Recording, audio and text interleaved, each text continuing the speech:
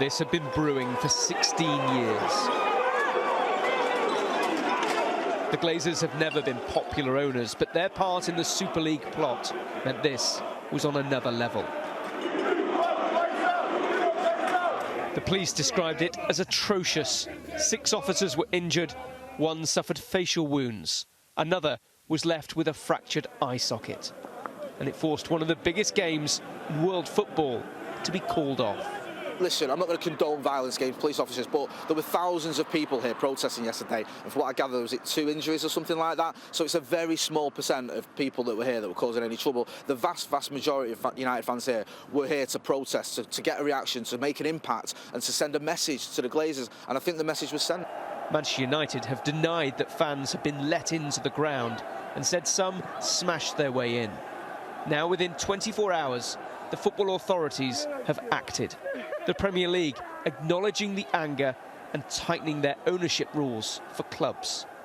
In principle, we certainly welcome it. And I think the other extraordinary thing about the Premier League statement is that they're, quote, enlisting the support of government for legislation to protect the football pyramid, which we would certainly support.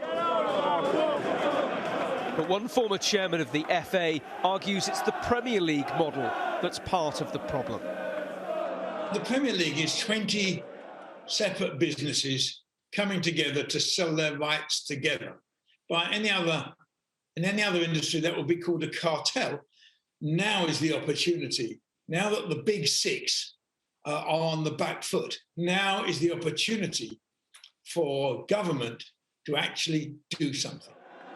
While the Glazer issue is specific to Manchester United, there is simmering anger at the other clubs who'd wanted a piece of the Super League.